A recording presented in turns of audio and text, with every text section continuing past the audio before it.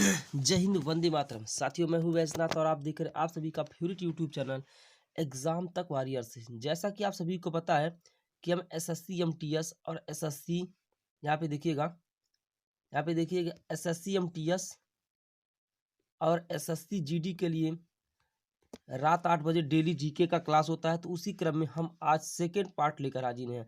साथियों, क्लास को नोट है साथियों, यहाँ पे ऐसा नहीं है कि इंपॉर्टेंट क्वेश्चन नहीं है।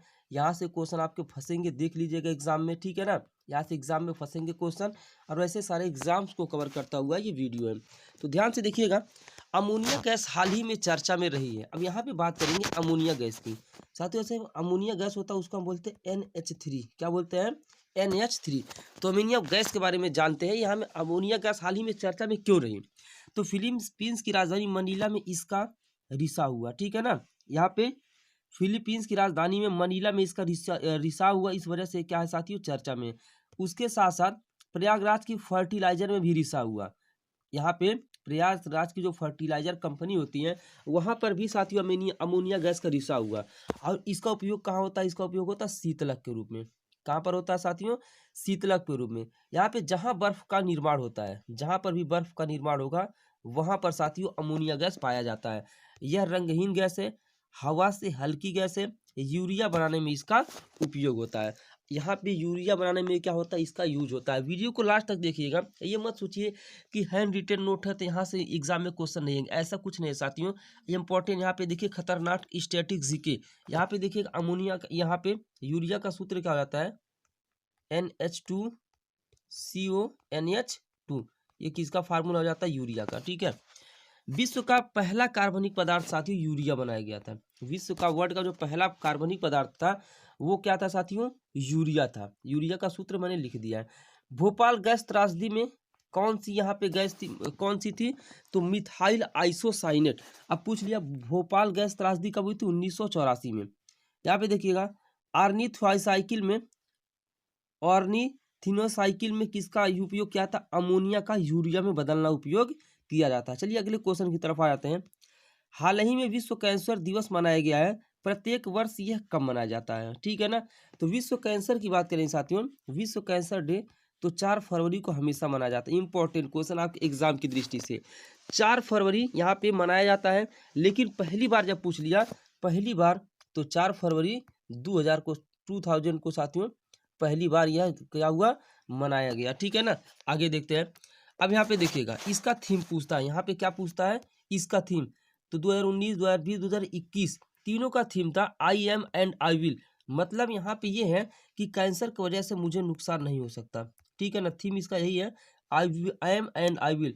कैंसर की वजह से मुझे नुकसान नहीं होता। अंदर मतलब यहाँ पे मोटिवेशन बढ़ाने का प्रयास किया गया है ताकि कैंसर से किसी को डर ना लगे, ठीक है ना। तो विश्व कैंसर दिवस का मुख्य उद्देश्य क्या है? कैंसर के बारे में लोगों को जागरूक करना।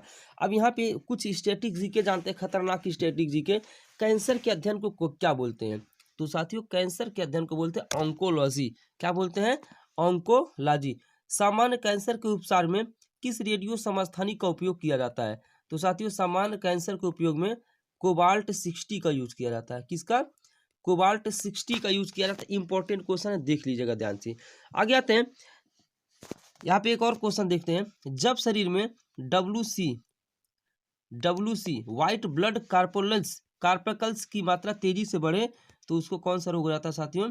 ल्यूकेमिया। आपने नाम सुना होगा, कौन सा? ल्यूकेमिया हो जाता है। तो चलिए अगले क्वेश्चन की तरफ आ जाते हैं।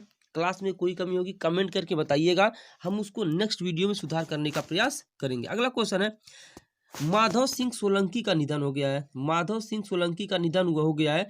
ये किस राज्य के पूर्व सीएम थे? चीजों को देखिएगा। माधव सिंह सोलंकी जो थे साथियों, इनका डेथ हो गया है। ये किस राज्य के पूर्व सीएम थे? तो साथियों बात करेंगे, यह गोवा के मतलब सीएम थे। यह गोवा के पूर्व सीएम थे और यह 4 बार सीएम रह चुके हैं। कितनी बार? यह 4 टाइम्स सीएम रह चुके हैं। ये इंपॉर्टेंट क्वेश्चन आप सभी लोगों के लिए। तो माधव सिंह सोलंकी का निधन हो गया। ये किस राज्य के पूर्व सीएम थे साथियों? ये गोवा के पूर्व सीएम थे, ठीक है ना। प्रेजेंट टाइम में गोवा के पूर्व सीएम कौन है? विजय रूपानी। यहाँ पे गोवा की राजधानी क्या साथियों? पणजी। कमेंट करके बताइएगा कि गोवा किस यहाँ पे नदी के किनारे स्थित है। किसने इंडिया पोस्ट पेमेंट बैंक, यहाँ पे देखिए नेक्स्ट क्वेश्चन, किसने इंडिया पोस्ट पेमेंट में आईपीबीपी के प्रबंध निदेशक का कार्यभार संभाला है? तो जो जे वेंकट रामू, ठीक है। कौन साथियों? जे वेंकट रामू ने। स्थापना कब हुई थी? 2018 में आईपीपीबी, ठीक है ना, यानी कि इंडिया पोस्ट पेमेंट बैंक। तो यहाँ पे के वेंकट रामू, स्थापना कब हुई थी साथियों? 2018 में, ठीक है ना। अब पूछ लिया पहली पेमेंट बैंक का नाम बताइए, तो पहली पेमेंट बैंक साथियों होती एयरटेल। कौन सा? एयरटेल। अगले क्वेश्चन की तरफ आते हैं, यहाँ पे चीजों को देखते रहिए।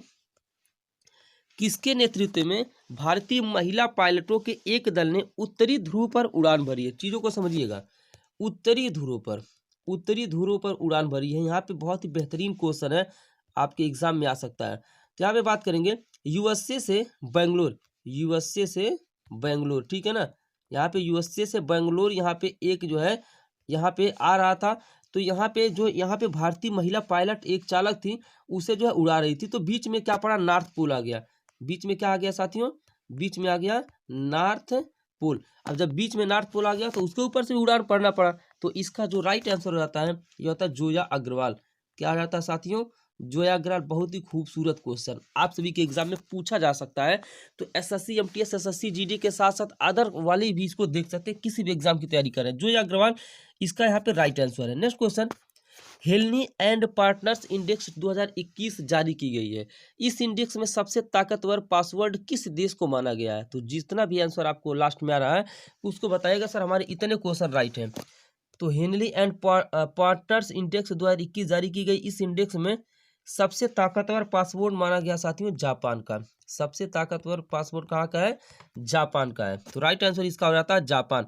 अब पूछ लिया इंडिया कितने स्थान पे है साथियों? देखिएगा इंडिया का जो रैंक वो है 85th, यानी कि इंडिया का जो रैंक होता है वो आता है 85। पहले इंडिया 84 पे था, इस बार आ गया 85 पे। पाक है 107 पे, और यहाँ पे लास्ट 110 में है अफगानिस्तान, ठीक है ना। यहाँ क्या है? अफगानिस्तान। अब अगला क्वेश्चन यहाँ पे देखते हैं, असम सरकार ने महिलाओं और बुजुर्गों के मुफ्त सफर हेतु किस योजना की शुरुआत की है? असम सरकार ने महिलाओं और बुजुर्गों के मुफ्त सफर हेतु किस योजना की शुरुआत की है? तो यहाँ पे राइट आंसर हो जाता है भ्रमण सारथी योजना। कौन सी योजना साथियों? भ्रमण सारथी योजना। तो याद रखिएगा असम सरकार ने महिलाओं और बुजुर्गों के मुफ्त सफर हेतु भ्रमण सारथी योजना की शुरुआत की है। अगला क्वेश्चन आ जाते हैं, किस केंद्र शासित प्रदेश ने इलेक्ट्रॉनिक वाहनों की ओर स्विच करने के लिए एक अभियान की शुरुआत की है? तो ऐसा यहाँ पे दिल्ली ही कर सकती है, ठीक है ना।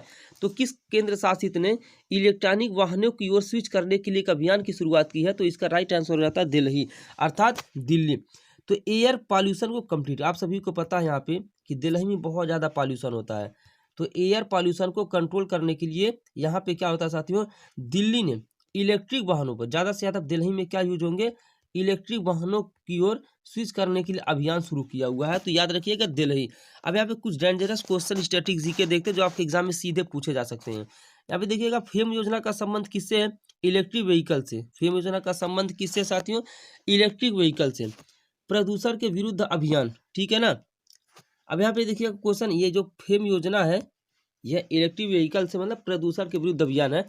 10 हफ्ते 10 बजे 10 मिनट अभियान दिल्ली में डेंगू की रोकथाम के लिए चलाया गया, ठीक है ना। ये क्वेश्चन पूछ सकता है कि 10 हफ्ते 10 बजे 10 मिनट अभियान कहाँ चलाया गया और किसकी रोकथाम के लिए चलाया गया? तो दिल्ली में चलाया गया और डेंगू की रोकथाम के लिए चलाया गया। तो दिल्ली में यहाँ पे विधानसभा की सीटें कितनी है? 70। उपराज्यपाल कौन है? अनिल बैजल। और दिल्ली का पुराना नाम क्या है साथियों? इंद्रप्रस्थ। ये सब चीजें छोटा छोटा जो स्टैटिक जी के साइड में बता रहा हूँ ना, सीधे आपके एग्जाम में पूछेंगे। एग्जाम होगा तो फिर आप देख लीजिएगा। अगला क्वेश्चन, हाल ही में आवास व शहरी कार्य मंत्रालय ने पीएम स्वनिधि योजना के तहत किस फूड टेक प्लेटफॉर्म के साथ समझौता किया है? तो ये किया जोमेटो के साथ। जो जोमेटो है साथियों क्या करता है? फूड को डिलीवर करता है। जो जोमेटो होता है यह क्या करता है? फूड को डिलीवर करता है। यानी कि फूड डिलीवरी का काम किसका होता है साथियों? जोमेटो का होता है। फूड डिलीवरी का काम किसका होता है? जोमेटो का होता है, याद रखिएगा। यानी कि ये फूड को, भोजन को एक जगह से दूसरे जगह पहुंचाता है जोमेटो। यहाँ से स्टैटिक जीके, खतरनाक स्टैटिक जीके। आवास व शहरी कार्य मंत्री कौन है साथियों इस समय? हरदीप सिंह पुरी। कौन है? हरदीप सिंह पुरी। स्वनिधि योजना फुल फॉर्म? स्टेट वेंडर्स, यहाँ पे ये योजना लॉकडाउन में पीएम ने यहाँ पे घोषणा की थी स्वनिधि योजना में। इसमें क्या हुआ था, जो स्ट्रीट वेंडर्स थे साथियों, उनके लिए योजना थी और 1 जनवरी 2020 को स्टार्ट हुई थी। अब यहाँ देखिएगा, अभी बजट 2021 में केंद्र सरकार ने, यहाँ पे बजट का क्वेश्चन आपके एग्जाम में पूछा जा सकता है। बजट 2021 में केंद्र सरकार ने अगले वित्त वर्ष में कितनी मंडियों को राष्ट्रीय कृषि बाजार ENM से जोड़ने का लक्ष्य रखा है? तो सबसे पहले आप देखिएगा, ENM का full form electronic national agriculture market, ठीक है ना, इसका फुल फॉर्म याद रखिएगा। अब यहाँ पे ENM का स्थापना 14 अप्रैल 2016 को हुआ था। कब हुआ था साथियों? 14 अप्रैल 2016 को। तो यहाँ पे कितनी मंडियों को राष्ट्रीय कृषि बाजार से जोड़ने का लक्ष्य रखा है? तो इसका राइट आंसर आता है 1000। कितना हो जाता है? 1000। उम्मीद करता हूँ वीडियो पसंद आ रहा होगा। वीडियो को लाइक करके जाएं, चैनल को सब्सक्राइब करके जाएं, ताकि हमारा आत्मविश्वास बढ़े। अगला क्वेश्चन, हाल ही में जारी डिजिटल इवोल्यूशन स्कोर कार्ड के तीसरे संस्करण की ब्रेकआउट इकोनॉमी में भारत को कौन सा स्थान मिला? तो भारत को चौथा स्थान मिला। अब यहाँ पे इस चीज को समझ लीजिए कि मतलब डिजिटल इवोल्यूशन स्कोर कार्ड ये होता क्या है? ये आगे बढ़ने वाला होता है कि कौन सा देश कितना प्रोग्रेस कर रहा है, कौन सा देश कितना उन्नति कर रहा है, कितना आगे बढ़ रहा है, ठीक है ना। डिजिटल इवोल्यूशन स्कोर कार्ड का यही मतलब होता है। अब यहाँ पे देखेंगे एक खतरनाक स्ट्रेटेजी के, इकोनॉमिस्ट इंटेलिजेंस यूनिट यानी कि EIU द्वारा जारी एशिया प्रांत व्यक्तिगत स्वास्थ्य सूची में भारत को कौन सा स्थान मिला है? भारत को 10वां स्थान मिला है, जो EIU द्वारा जो साथियों क्या हुआ है, जारी हुआ। यह भी क्वेश्चन याद रखिएगा। SBI ने स्वामीनाथन जानकी रमन को मैनेजिंग डायरेक्टर यहाँ पे सिलेक्ट किया है, ठीक है ना। तो किसका? यहाँ पे देखिएगा SBI ने, चीजों को देखिएगा, SBI के मैनेजिंग डायरेक्टर कौन है? स्वामीनाथन जानकी रमन। अब यहाँ पे देखिएगा, इंपीरियल बैंक ऑफ इंडिया के चेयरमैन दिनेश खारा। भारत में पब्लिक सेक्टर बैंकों की संख्या कुल है 12। हाल ही में ब्रांड फाइनेंस ग्लोबल 500 की लिस्ट में किस भारतीय ब्रांड को 5वीं रैंक हासिल हुई है? तो जियो के अलावा तो कोई और कमाल इसका कर ही नहीं सकता है, ठीक है ना। तो ब्रांड फाइनेंस ग्लोबल 500 की लिस्ट में जियो को शामिल किया गया है। अगर यहाँ से कुछ जीके देखते हैं, मासिक पत्रिका प्रबुद्ध भारती अपनी 125वीं वर्षगांठ मनाने जा रही है। इस पत्रिका को किसने शुरू किया था? तो साथियों, जो प्रबुद्ध भारती पत्रिका, इसको शुरू किया था स्वामी विवेकानंद ने। हाल ही में जारी आर्थिक सर्वेक्षण 2020-21 में वित्त वर्ष 2021-22 के लिए किस देश के सकल घरेलू उत्पाद की कितनी वृद्धि दर रहने का अनुमान लगाया गया, ठीक है ना। देश की जो अपने इंडिया का है, तो सकल घरेलू उत्पाद यहाँ पे 11% लगाने का अनुमान है, लेकिन चालू वर्ष में -7.7% है। तो बताइएगा क्वेश्चंस कैसे लगे। वीडियो को लाइक करिएगा, चैनल को सब्सक्राइब करिएगा। मिलते हैं नेक्स्ट वीडियो में, तब तक के लिए जय हिंद, वंदे मातरम।